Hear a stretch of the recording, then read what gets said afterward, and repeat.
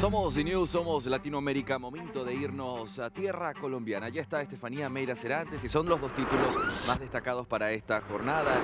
El arribo de Salvatore Mancuso y la elección de una fiscal. Estefanía, estamos prestos a todos tus detalles.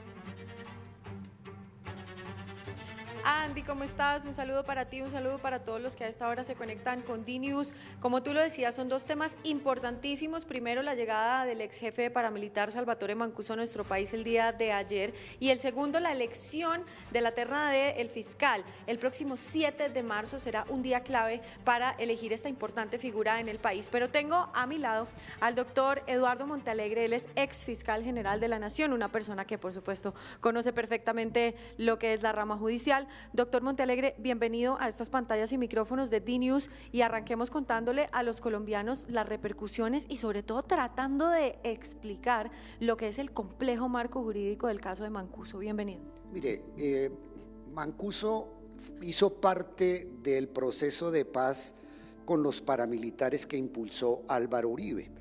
Ese proceso de justicia transicional se denominó Justicia y Paz. En el marco de ese proceso, que es un proceso de paz, de justicia transicional, los paramilitares se comprometieron a desarticular sus organizaciones criminales y además a contarle al país la verdad sobre las graves violaciones a los derechos humanos. Yo debo decir que todo lo que hizo Mancuso y el paramilitarismo en Colombia es absolutamente censurable, que tiene que haber verdad, que tiene que existir justicia, que ellos tienen que ser condenados por delitos de lesa humanidad. Sin embargo, también para efectos del equilibrio en la información y en el análisis objetivo de la realidad del país, debemos reconocer de que a pesar de los graves crímenes que él cometió, él ha cumplido con la justicia. Hemos visto desde hace varios años a un ex jefe paramilitar dando declaraciones, contando verdades que resultan muy incómodas para ciertos sectores empresariales del país y para ciertos sectores políticos. Por eso ha habido tanta oposición frente a la llegada de Mancuso, ha habido mucha oposición frente a la Jurisdicción Especial de Paz. Vemos cómo sectores de ultraderecha han tratado de dinamitar el proceso de paz en Colombia. La razón es que le tienen miedo a la verdad y Mancuso es una de las piezas claves en Colombia para que todos sepamos la verdad del conflicto armado en nuestro país. Ahora, si hacemos las matemáticas judiciales, él tendría que tener un proceso, bueno, tiene más de 30 causas abiertas en este momento, tiene un proceso en curso para ingresar a la JEP. Está por otro lado la justicia y paz, que es esta comisión que se crea para los paramilitares. Ahora, la justicia ordinaria que lo juzga por los delitos, por ejemplo, de narcotráfico, ¿cómo serían esas matemáticas? Si lo nombran gestor de paz, entonces, ¿eso da cero? Mire, no es que dé cero, porque debemos tener en cuenta que existió un marco en el cual las penas privativas de la libertad para los paramilitares podían llegar hasta 8 años de prisión efectiva de la libertad. Es decir, ese fue un proceso en el cual se hizo una armonización correcta entre los derechos de las víctimas a la justicia, a que se imponga una pena y además un equilibrio con la verdad. Entonces, quien cuente la verdad en justicia y paz tiene el derecho a que la pena máxima que se le imponga es de 8 años. Entonces ya hay un marco que fue declarado constitucional por nuestro Tribunal Constitucional colombiano, donde se declaró que esas penas eran legítimas. Y es más, también existió o existen varios pronunciamientos de la Corte Interamericana de Derechos Humanos, donde la Corte estableció claramente que a pesar de que se trate de delitos de lesa humanidad, si la contribución a la verdad es significativa, si se desescala el conflicto, si se desarticulan las organizaciones criminales, se justifica esa reducción de las penas. Y es lo que pasa con Mancuso. Mancuso desarticuló su organización criminal, Mancuso ha contribuido con la verdad y sigue contribuyendo con la verdad. Entonces, aquí hay mucha especulación en torno al caso, pero hay unas reglas preestablecidas y el país tiene que cumplir con la normatividad que existe, con las decisiones de derecho internacional, y en un Estado de Derecho el cumplimiento de la ley no puede quedar en los vaivenes políticos y por lo tanto Mancuso, que ha colaborado, que reitero, desarticuló su organización criminal, pues por ley tiene derecho a que la pena máxima a imponer sea 8 años. Y además hay un tema muy importante, Mancuso también va a ser aceptado en la Jurisdicción Especial de Paz.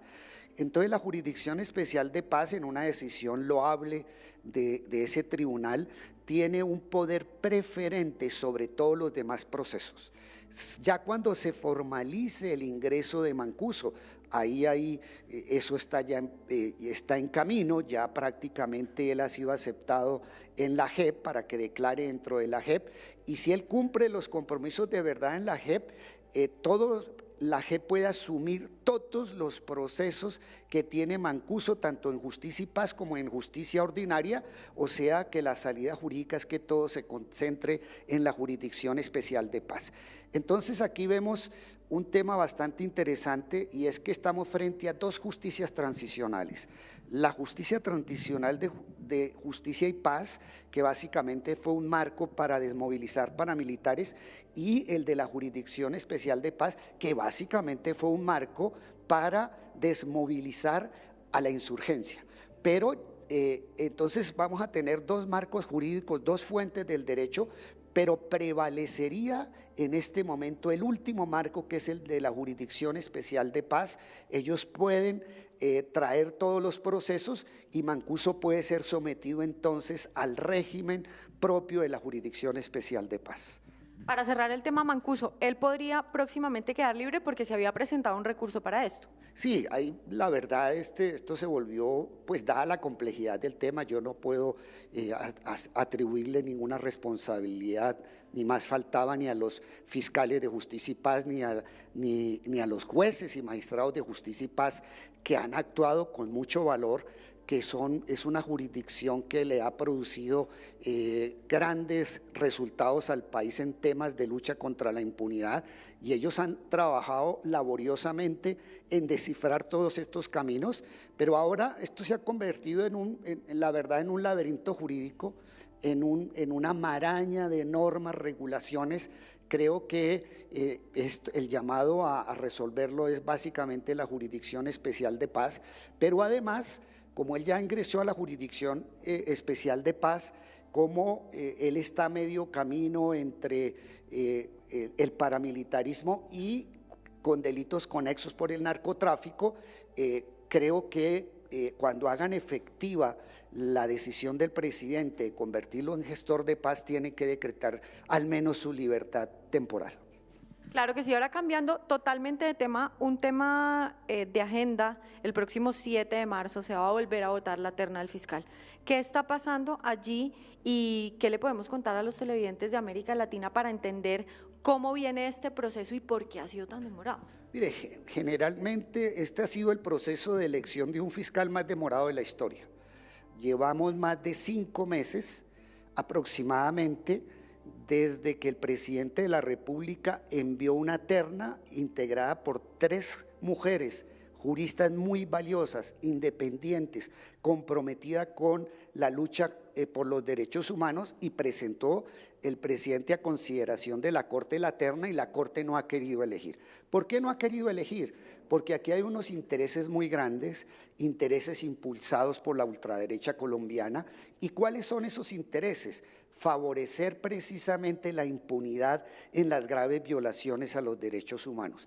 Durante el periodo anterior de Francisco Barbosa se favorecieron las medidas de impunidad contra las graves violaciones a los derechos humanos. No hubo grandes apuestas en materia de profundizar las violaciones a los derechos humanos por el paramilitarismo, por sectores del empresariado que estuvieron vinculados con el paramilitarismo, con políticos que estuvieron vinculados con el narcotráfico y el paramilitarismo, y esos sectores encabezados por el expresidente Álvaro Uribe, pues han hecho una gran apuesta a la impunidad, y es claro que cualquiera de las tres mujeres excelentes, muy valiosas, que llegue a ser fiscal general de la Nación, su bandera, como lo establecen las obligaciones de Colombia en el marco internacional, es luchar contra la impunidad, hacer justicia, y eso es lo que estamos esperando los colombianos. De tal forma que la elección no se ha podido llevar a cabo es precisamente porque hay sectores permeados por la ultraderecha en la Corte Suprema de Justicia que quieren hacerle el juego a la impunidad a Álvaro Uribe, y por eso han demorado esta elección, por miedo a que una vez elegida la fiscal afloren las verdades que estamos esperando los colombianos, y más ahora cuando llega Mancuso, que tiene mucho que contarle al país y a las víctimas. Esto me lleva a la última pregunta donde juntamos todo lo que acabamos de hablar, y es: ¿quién cree que sería la figura política más comprometida si Salvatore Mancuso empieza a entregar información? Indiscutiblemente Álvaro Uribe. Álvaro Uribe fue la cumbre del paramilitarismo en Colombia. Y indiscutiblemente el nacimiento del paramilitarismo en Antioquia y Córdoba está estrechamente vinculado a la actividad política de Álvaro Uribe. Álvaro Uribe está comprometido en las masacres del Aro y la Granja, está comprometido en las masacres de los 12 apóstoles, está comprometido en el resurgir y en el fortalecimiento de todo el paramilitarismo, no solo en Antioquia y en la costa, sino todo el país. Entonces su aparato de gobierno durante 8 años fue un aparato estatal dedicado a cometer crímenes de Estado, porque no solamente durante su época se cometieron graves violaciones a los derechos humanos, más de 6.000 muertos, víctimas por falsos positivos, sino además persecuciones contra la justicia, contra líderes sociales. Entonces, Mancuso, que sí conoce desde adentro la estructura paramilitar, nos tiene que contar exactamente cuál fue el papel que jugó Álvaro. Un papel que ya en muchos casos está probado en los 12 apóstoles, está probado en el caso del Aro y la Granja, está probado en los falsos positivos, pero creo que la responsabilidad de Álvaro Uribe por crímenes de lesa humanidad y crímenes de guerra va mucho más allá de lo que conocemos los colombianos. Doctor Eduardo Montealegre, ex fiscal general de la Nación, muchísimas gracias por estas palabras y este valioso testimonio y análisis, por supuesto, aquí en DNews. Mil gracias. Muchísimas gracias por la invitación, Estefanía. Nosotros seguimos contigo, Andy, analizando todas las noticias. Sin duda, una de las entrevistas más completas que hemos tenido, con los dos temas, por lo menos del día: la elección del fiscal general de la Nación y Salvatore Mancuso, que ya está, entre otras cosas, en la Picota, en Bogotá. Suscribo muchísimo a ese comentario. Estaremos expectantes al próximo 7 de marzo. Estefanía Meira Serantes, gracias por este trabajo. Gracias a ti, Andy. Un abrazo para ti y para todos los televidentes.